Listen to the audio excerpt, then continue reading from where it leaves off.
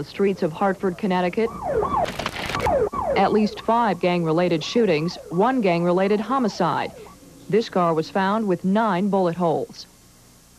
This teenager, who didn't want to be identified, says she's scared. I can just go outside, and if I wear the wrong colors, I'm shot and dead. What's all that gunpowder smell? Oh, no, that's from down there. That's from down there, huh? So he was doing some shooting. Where'd they shoot you, partner? Where'd they shoot you in the crotch? No, who shot you? I don't know who shot me. Was it gangbangers? Had to be. That's the second time. In California, they're now saying that auto accident deaths are becoming second to gun killings. And gun killings are a feature of gang activity. In fact, in Los Angeles, home to the notorious Crips and Bloods, almost half of all homicides are gang-related. More than a dozen dead every week.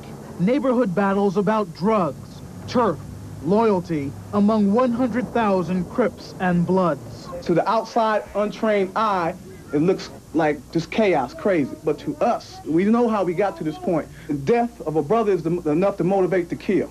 Bone is a Blood, a general in the war. Many with his status are jailed or dead. The graffiti tracks the vicious cycle of murder and retaliation. And Babyface he was shot with a AK in a car. And the violence is spreading to more neighborhoods. The number of gang-related killings in Los Angeles is expected to break a record for the 5th straight year. Some say the average life expectancy for any gang member is just 19. But 19 was considered almost old by gang standards. More and more often, the suspects and victims of crime are children. Nowhere is that more evident than in Chicago, where in the past 2 weeks, at least 3 young lives were lost to the violence of the streets. Stop the killing! Stop the killing! Save our children! Carrying a tiny coffin, marchers in South Chicago mourn the children, those killed, and those increasingly younger who are doing the killing. We want to show our support for, our younger children that's dying on the streets and everything, and these gangs and all of this insanity. It has to come to a halt. But stopping gangs wasn't simple. There have probably always been gangs in the sense that there have been crime-oriented youth groups, kids on the streets getting into trouble, whether it's in Athens or Berlin or in New York, really doesn't matter in that sense. But our understanding of them really starts in the 1930s in this country, in the United States. 20th century American gangs grew out of the new wave of immigrants who arrived in the United States early in the century. They were the sons of immigrants, or they were themselves immigrants who came to this country and had troubles making it. Youth gangs were overshadowed by organized crime in the 30s. Gangsters like Al Capone came to epitomize gangs in America. But street gangs found their own different identity after World War II. The typical street gang was fairly uncohesive. They were low cohesive rather than tightly gathered. Their leadership turned over a great deal. And unlike organized crime, these new gangsters didn't focus on 1 or 2 illegal activities. They had what we call cafeteria-style crime. They were very versatile. They were into everything. A little vandalism, a little fighting, a little theft, a little this, a little that, so that when you looked at rap sheets of gang members, you saw a wide variety. They were not specialists. They were generalists in their crime pattern. But they did capture Hollywood's attention. Movies and plays like West Side Story romanticized gang life in the 50s. It was Hollywood's version of gangs. The West Side Story image, for instance, of the cohesive, beautifully led, coordinated, romantic, dancing, singing group never existed. It was a marvelous play and a marvelous musical, but it was not a real gang. Hollywood also romanticized a new West Coast phenomenon known as motorcycle gangs. The 1954 movie, The Wild One, with Marlon Brando, helped glamorize a band of real-life rebel bikers, the Hells Angels. The Angels were founded in 1948 by former World War II pilots and navigators and gunners.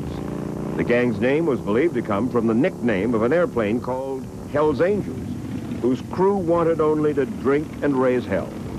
The Angels are proud of their standing as the oldest outlaw group. They say they go back nearly 20 years. They are not teenagers, most in their late 20s and 30s. They depend greatly on each other.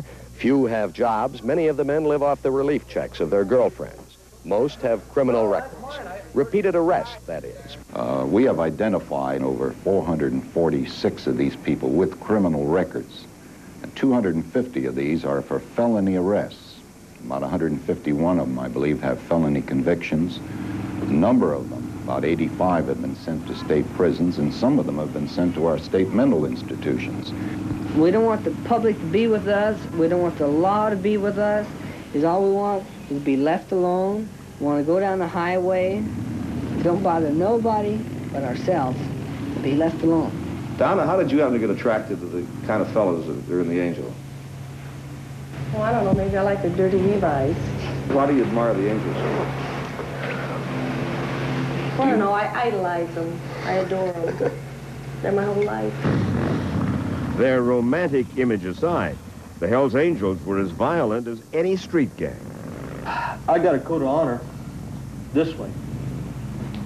The girl is with me. She's with me all the way. I mean, if anybody tries to mess with that girl while she's with me, I'll kill him. I'll cut that throat. They were tough folks. They are tough folks. They're mobile. They're older. They're much better organized, much more devoted to certain kinds of criminal activity than the usual street gang. If cocaine was the drug of the 80s, methamphetamine looms as the drug of the 90s. That, according to federal drug officials and the National Institute of Drug Abuse. Who are its principal distributors? The Hells Angels, the oldest and largest motorcycle club in the United States. There is no other organized criminal group that has as much of an influence in methamphetamine manufacturing and trafficking as the Hells Angels, from what we know in law enforcement. And the reason for that is? The reason for that is, based on the number of investigations we've conducted involving methamphetamine trafficking, the group that shows up time and time again, particularly in the western United States, is the Hells Angels Motorcycle Club. Cisco Valderrama is president of the Hells Angels' largest chapter in Oakland, California. The Hells Angels do not manufacture and distribute methamphetamine. I know a lot of, or some, I shouldn't say a lot, some members have gotten arrested for it. But you're talking about the Hells Angels. No, the Hells Angels do not. Despite those denials, the federal government came down hard on the Hells Angels for their reputed role in drug trafficking. Operation Rough Rider came to a showdown today as hundreds of heavily armed FBI agents and police arrested more than 130 members and associates of the Hells Angels motorcycle gang. A 2-year investigation led to federal charges of racketeering and trafficking in cocaine, methamphetamine, and other drugs. The government says the gang ran a network that ranged across 13 states coast to coast. The arrest slowed the Hells Angels down, but it didn't stop them. But the Angels were quickly overshadowed in the 1990s by the explosive growth and violence of street gangs that began to spring up all over America. That story when the 20th century continues.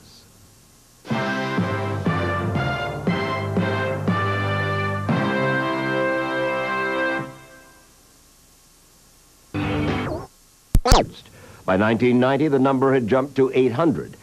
And by 1996, more than 1,100 communities across America had to deal with gang-related crimes of one kind or another. Thousands of youngsters joined gangs because, for many, it was the only organized group in the neighborhood, or the hood, as the gangs called it. That's what everybody else in the hood was doing, wanting to be a gangster. For Temba Hassan Kelly, it was hard not to be in a gang. Everybody, I mean, it's like 75 to 90% of the children that I knew were either gangsters, were striving to want to be gangsters. If I see gangs proliferating, then it tells me something's going really bad about our society, about the inner city parts of our society.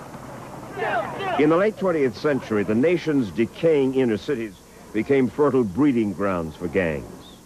The unemployment rate is increasingly high. The federal and state governments are putting less and less into our inner city, inner town communities.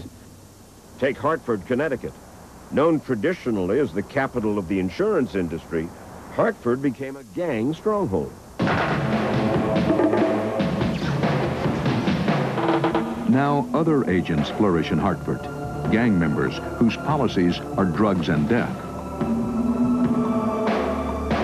There was less danger in this city, and others like it, even 3 years ago. But many who could have fled by now, seeking safety in the suburbs, leaving behind the poor and the projects and the often violent ends for lives from the street. We have, since 1980, seen a profusion of more and more primarily minority populations in cities, small cities and large, where successful minorities have moved out into the suburbs, leaving behind a vacuum. But gangs weren't growing just in old East Coast cities like Hartford. They were springing up everywhere. Across the country, in smaller communities from Portland, Maine to Eugene, Oregon to Des Moines, Iowa, police are facing a gang problem. Rapid City, South Dakota, population 55,000. We got to the point where we would have quite a little gang violence. Officer Louis Lang is with the city's new gang task force. There are some of the lynch mob. That's the name of the gang, the lynch mob? Yeah. It's a friendly name. Clear 23-9. These are marks that were burned into your arm with a knife. Yeah. How about that? And that's what, how you were initiated into the gang? Yep. Frank is 15 years old and says he's a member of Rapid City's biggest gang, the Boys.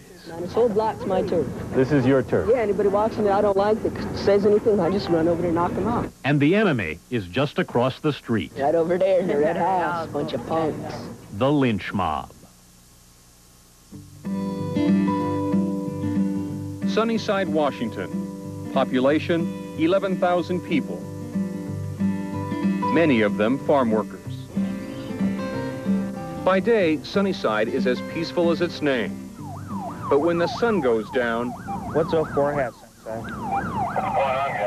Attempted entry. Youth gangs roam the streets. At least 100 other towns the size of Sunnyside were reporting gang activity. What's your date of birth, dude? Hey, guys, you need to move on.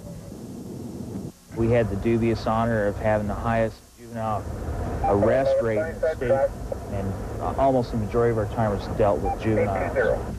Here they are. The kids are unsupervised, many of them, and in the adolescent years, you're looking for peer associations. The gang provides that. Gangs became so popular among the young that they never had to worry about new recruits. You know, with me, the symbolism was what attracted me to it.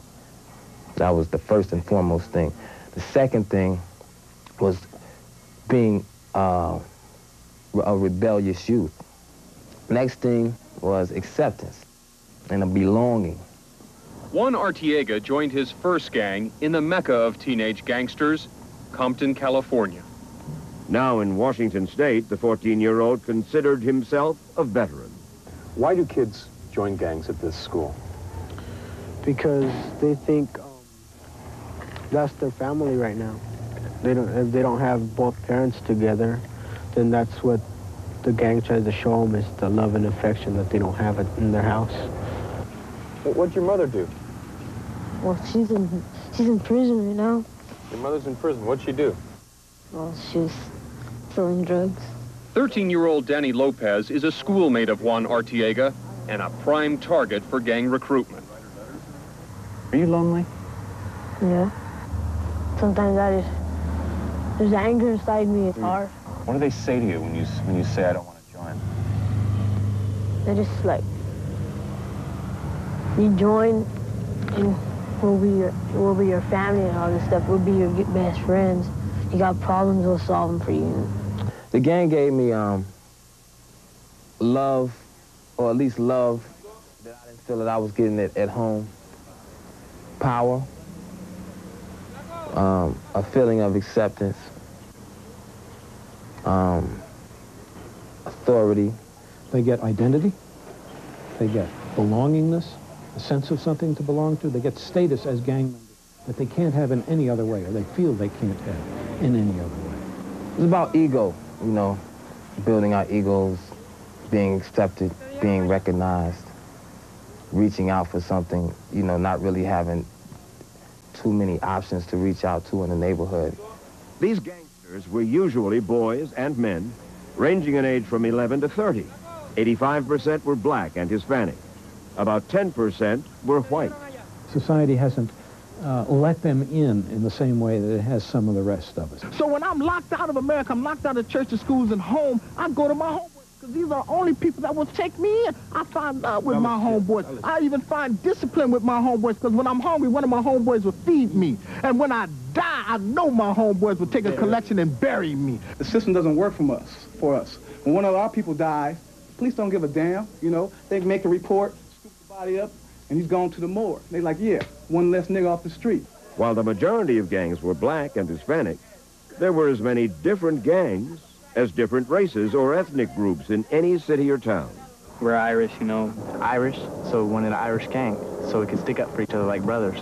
They are known as the Irish Mob, recognizable by their green beads, goatees, short hair, and shared heritage. It's my ethnicity, I mean, just my culture and my heritage. We have Vietnamese gangs, Cambodian gangs, Laotian gangs. And man, it's still crippin' though. The black gangs. Still crippin' though. Bloods and the Crips. And we have Hispanic gangs.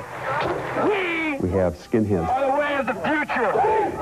Both racist skinheads and anti-racist skinheads. Officer Lauren Christensen is part of a special police unit that tracks Portland's booming gang business. We're dipping water out of the ocean with a glass. And what's going to make it get better, I don't know. You ever shoot anybody? Yeah. Yeah. Of course. Increasingly, young women began joining gangs. Well, you know, I grew up in South Central L.A. You know, I grew up a gang. I mean, you expect me to play patty cake or what? So when you shot, did you hit anybody? I'm pretty sure I did, yeah, of course. Do you ever think about it? You worry about it? Do you? No.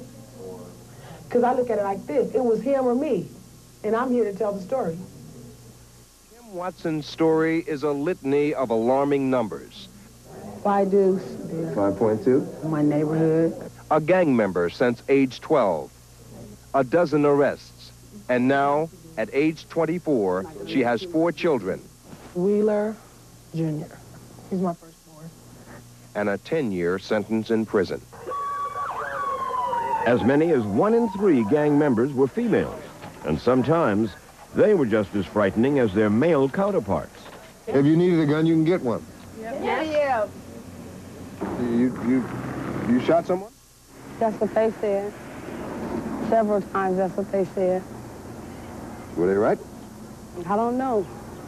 Bullets don't have names. Sylvia Nunn earned her gang member stripes by committing crimes. Do you think it's right or wrong to get involved in stick-ups, to rob people, drive-bys? I think it's wrong, but then it's called survival. You have to eat. You have to pay bills. You have to survive.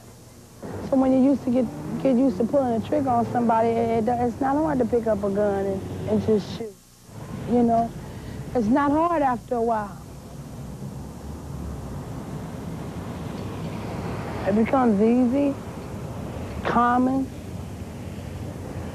and depending on the people that you're shooting at and the reason for you doing it, it might even be fun.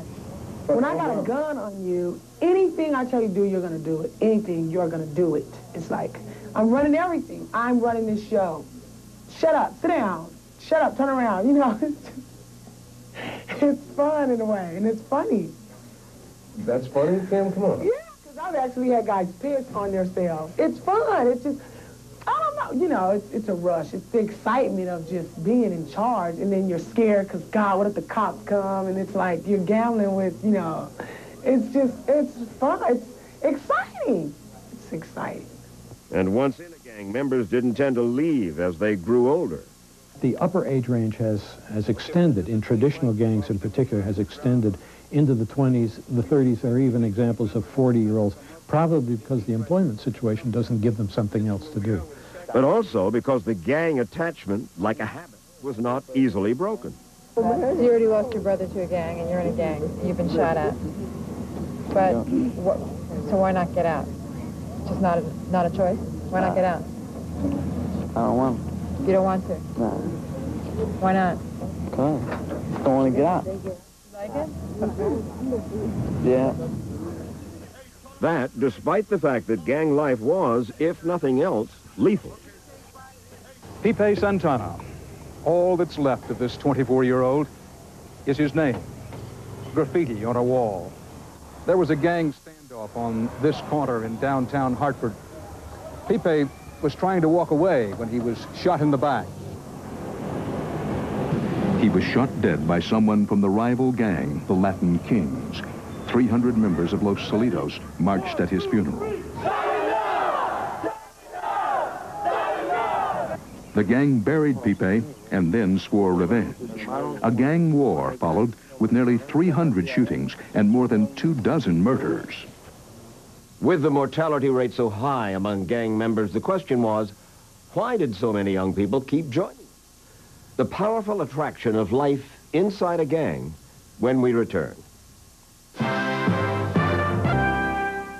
To the adult world, the casual violence of gang life was horrifying. But in the distorted world of gangs, risking death by getting shot was one sure way of winning a gang's respect. I was shot when I was 15 or 16. Shots fired in the area, gang fight, the parking lot. Well, my lungs collapsed. The 22 is still lodged in my chest to this day. So we have a man shot, 10-17. See, getting shot and living was more for my ego. That was more for my image. Now I could walk around like Superman. I've been shot. I'm the great I am now. In my chest at that. They show off their scars the way war veterans display Purple Hearts. Yeah, I got shot in the heart. And these are other scars that I've had from other neighborhood fightings and a lot of stuff that I've been through. Most victims of gang killings are other gang members, in the neighborhood of 60 or 70% probably, because the killings are rivalry related. They're attacks back and forth between gangs. And then all I know, next thing I know, I felt is the bullet go in me. Gang murder is growing into a national problem, but in Los Angeles, it is an epidemic. Who'd you get shot with? 22. Last year, there were 554 gang killings. Just the other night, they had one of their guys shot right down here on McMillan. Sergeant Joe Holmes works the gang detail at the L.A. County Sheriff's Department. Where'd they shoot you? Outnumbered and outgunned. You have any guns? No. You're just out driving when you ain't supposed to be driving? The gang unit can target only a fraction of the 80,000 black and Hispanic gang members in L.A. County. He got shot first, I believe, with an AK-47. Almost always, gang violence involved turf. That is, one gang trespassing on another's territory. Most gangs are territorial. They feel safe in their own turf, their barrio, their hood, whatever they call it, and yet being there is the very thing that brings challenges from the outside. So in claiming a territory, they open themselves up to attack. Territory areas, that's what a lot of people, get hurt over. But trespassing wasn't the only slight that could lead to all-out war. Where I lived, stepping on someone's shoe was a capital offense, punishable by death. Cody Scott, a notorious member of L.A.'s Crips gang, wrote a memoir of gang life while he was serving time in prison. Escort coming in. He spends 22.5 hours a day in solitary confinement, where he wrote his autobiography with a prison-issue pencil. This book is 383 pages of killings, stabbings, beatings, drive-by shootings, revenge killings. At one point, you amputate the arms of a rival gang member. Explain that to me. This book is 383 pages of reality. It's 383 pages of gore, no doubt about that. But it's reality. It happens every day. The underlying factor that usually got you killed was the principle. The principle is respect, a linchpin critical to relations between all people, but magnified by 30 in the ghettos and slums across America. To win respect. To win respect. Why respect? Because there's no objective respect coming from, quote unquote, society. So when you don't feel respect, you create what is respect to you.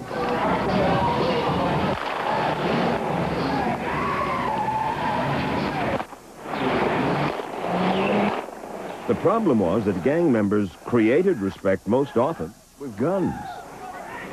It's a war actually for nothing other than the destruction of human beings. The end result is to create funerals. As many soldiers as you can drop on the other side is considered success. Why are these teenagers killing each other? Some are looking to make a reputation. Some of them pick up a gun to do it. Got one here on the leg, one in the mouth. Rebel was a shooter for the East L.A. Dukes. You know, I wanted respect. You know, I didn't want anybody to mess with my neighborhood. And that's what it was all about for me. And so violence made you a bigger man. Yeah. Violence intimidates and brings fear into people's hearts. And that's just what it's about. One neighborhood has to overcome another by fear. Violence will do it. What made gang life so much more lethal, though, was the variety of weapons that suddenly became available to gangs. This was the gun of choice for the gangbangers and for the punks, the Saturday Night Special. Currently, the gun of choice seems to be a 9mm. It's a 9mm with a large capacity magazine. It'll hold 32 cartridges. Meet the Vice Lords. We got 50-shot max, this small. We got Techs. We got 30-30s. We got Uzis. Just one of the many heavily armed street gangs in Chicago. Hey, we hunt whoever try to hunt us. That's how it is. The gang survival. Right. You hunting people?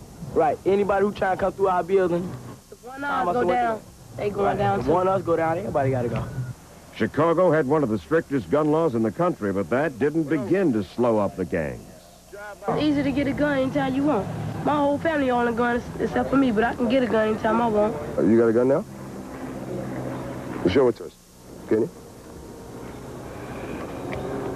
Okay, now what is that? It's a 25 automatic. 25 automatic? Yeah. Would you ever use this? Yeah. You would use it? Yes, I would. In the last 10 years, the number of homicides committed by people under 21 has increased 50%.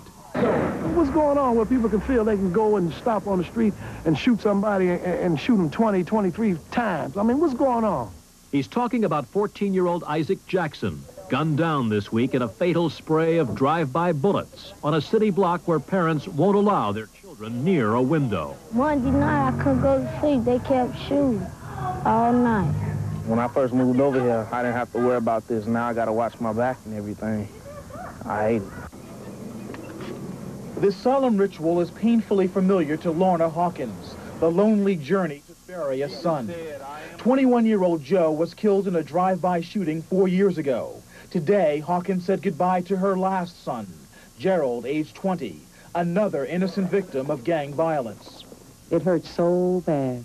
Nobody really knows except mothers who've lost their kids. I've known and I've talked to more mothers than I care to who have lost 2 and 3 kids. So I'm not alone. Although shootouts with rival gangs were the focus of many street gangs, they were hardly non-stop. Most gangsters spent their time just hanging out in their territory. Daily activity consisted of probably waking up between like 7 and 10 in the morning, meeting on whatever the preferred street corner was, and going to the local high school and intimidating whoever might be around, or of course the rival neighborhood gang, which at that time was the Vice Lords.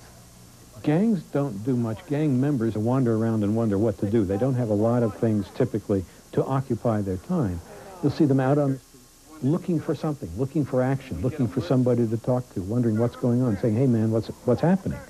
At night, very often they'll be around drinking and talking and sharing war stories and not being productive in any real sense, but maintaining their identity with each other and reinforcing each other. A weekend night in the projects. Family time for Los Solitos. They accept each other. They share tattoos, wear the colors, red and blue, and the special Los Solitos metal link belts. Gangs cemented that sense of belonging through an elaborate set of rituals, secret signs and symbols known only to fellow gang members. Actually, before I joined the gang, I used to go home and draw the symbols, you know, on my own little pieces of paper and stuff like that.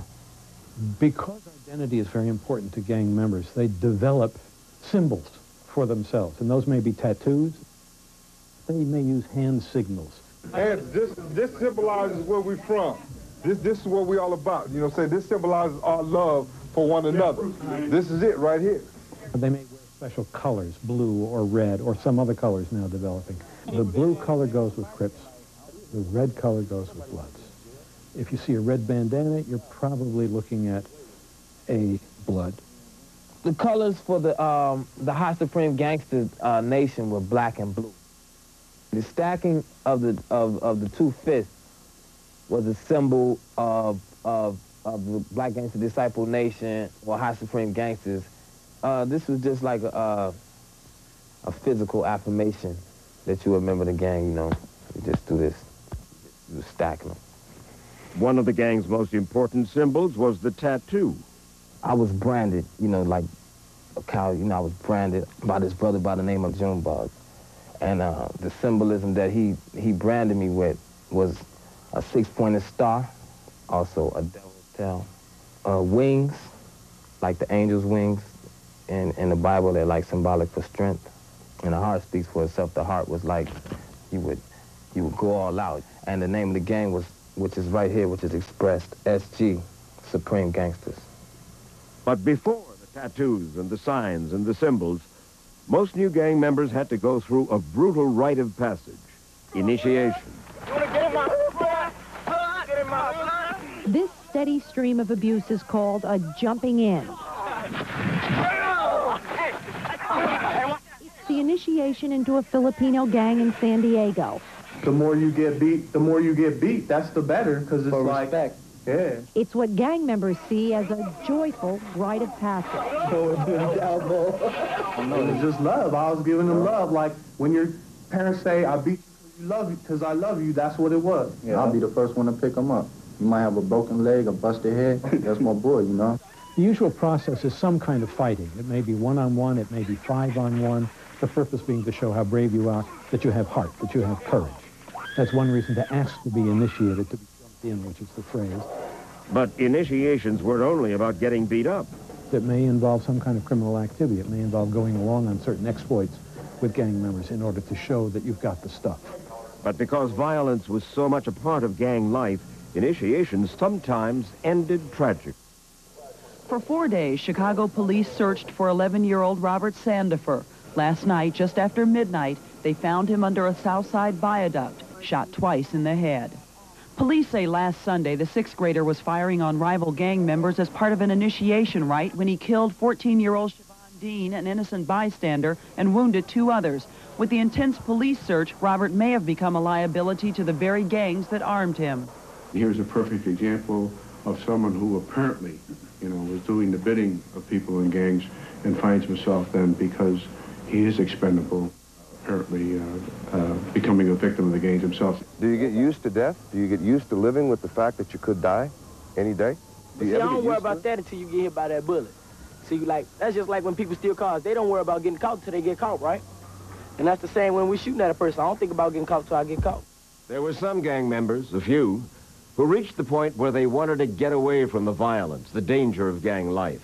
But quitting a gang was easier said than done, as we'll see when the 20th century returns. Life usually needed help, and a lot of it from outsiders. David is a former gang member trying to make it on the road back. Away from gangs, away from violence. He's been out on parole for a month. A meeting of the California Youth Authority, an agency that supervises and assists parolees. When you go to an interview, any visible tattoos that will hinder you from getting that position? Yeah. Did you like to get that removed? Yeah. Okay. We're going to vaporize your tattoo. By shedding the brand that marked him a gang member, David is taking a big step towards a new life. Comfortable, David? Oh, yeah. It takes 6 weeks to heal completely. But back in his neighborhood, the question was, how long would he be able to stay away from his old gang? It's pretty hard. Sometimes you go through a stress mood, and it's very easy to fall back, because I've been so used to being in the streets. It's like, a lot of times I got the urge, like, just go back. But I want to have my nephews look up to me. I want to be somebody. I want to show them I could do it. And I'm pretty sure I can. If David managed to stay out of gangs permanently, he'd be lucky. That's because programs to get kids out of gangs had largely disappointing results. Hands on top of your head, stand next to your friends. So a lot of cities fell back on law enforcement people, special gang units, to discourage gangs and gang membership. Home sweet home. When they're not jogging, Sergeant Nick Titteriga and his elite anti-gang team called Crash chase gang members in the 77. And I'll put my crash unit against any unit in the city of Los Angeles or against anybody in the United States, and we'll whip their ass. See some hands. Put your hands up. Face the building. Don't move. Put your legs out, man. There you go. This guy over here is wanted for street robbery. Nick Titteriga has taken his tactics from the streets. Why are you selling marijuana on my streets? I've been around a little bit while. The community's tired of these thugs and gangsters out here taking the streets over. Look straight ahead. Look straight ahead. The objective was to make life so unpleasant for gang members that they wanted to give up their guns. The Crash unit, we're coming out of the alleys, we're jumping out of roofs. Plays by street rules. We're coming at them hard, and we're letting them know we ain't tolerating it. With intimidation. Try to do that one more time. See what happens to you. And arrests. You got a lot of money today, man. But police departments with gang units had mixed results. We've watched a lot of suppression programs in Los Angeles in particular, only to see the gang problem growing worse and worse and worse. The more you give attention to the group, the more it sees itself as special. Inadvertently, you're feeding the very factors that have brought about gangs in the first place. I forwarded the applications on all the jobs for you guys.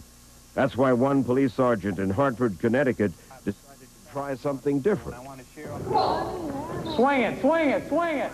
Police Sergeant Mark Rivera finally got discouraged, so 5 years ago, he decided to try another approach. Give youngsters a reason to stay out. I'm a policeman and I'm supposed to uphold laws, and then when you come in here high, that's just like throwing in my face that you just don't care. He knows the boy is spending time with a gang. He worries the gang will win his loyalty and perhaps his life. You need to be involved in the kid's life. They're not going to remember any rich and famous person who espouses some well-developed philosophy based on brilliant theory. They're going to remember the individual who's there with them every day. We've seen very few gang control programs or intervention programs that work. The community has to be healthy in order to get rid of gangs, and we have an awful lot of unhealthy communities right now. That unhealthy image, what Father Greg Boyle, a Jesuit priest, fought in Los Angeles, the only way he knew how, by providing the unconditional love that most of those young people had never felt. If it wasn't for him, I'd probably been dead by now. Without Father Greg, you'd be dead, you believe? A lot of us would have been dead without him. Really? Why? What does he do that... He helps us out. He's like a second father to lots of us. We got problems, he's always there for us. He never says no to us. We say, we gotta talk to you, G. Like, all right, I'll be there or come down. But he never says, I can't talk to you right now, I'm busy. He ain't like that. To stay out of trouble. To earn gang members' respect, Father Boyle followed the gang code of absolute loyalty. He never turned in a gang member for a crime. I didn't take my vows to LAPD, you know. You know, some of these kids, I don't say the kids in this room, but you know that gang members have shot, have killed, have sold drugs. You never tell the cops about it. No, but I talked to the kids about it. I mean, especially in a case of a murder, which is like obviously very serious. And my hope for a kid in a case like that is that he will turn himself in, take responsibility for what he's done. But Father Boyle also gave them something they never had before, the prospect for a decent job, a decent life. William, job. You're not old enough? Beyond a limited number of city jobs available to these homeboys, Father Greg has found few private employers willing to take a chance hiring them. So he's formed construction crews of homeboys to build a parish daycare center. Another crew does maintenance work around the church. All the salaries are paid out of contributions. And Father Greg prays enough checks will come in the mail every Thursday to make his payroll every Friday. So don't make me pay you for time you didn't work. Beyond jobs, Father Boyle has set up an alternative high school staffed by Jesuits and lay teachers for gang member dropouts. A map often shows north up. So you were thrown out of school, and who got you to go back to school, huh? Father Greg. I was getting kicked out of schools, and nobody wanted me, you know, so there's the only place I could come. And do you like being here in school? Yeah. Because? I'm learning something. The most important of Father Boyle's many accomplishments is making these kids believe in themselves. He's trying to tell us that there's another person inside of us, that, you know, we're not all just gangbangers. That we could become, you know, regular citizens. Would you like that? That'll be all right. That would be all right. Yeah. The reason I got out of the gang was simply I was taught to think what I was doing was good. In actuality, it was evil. What made Kelly eventually see gang life as evil was religion.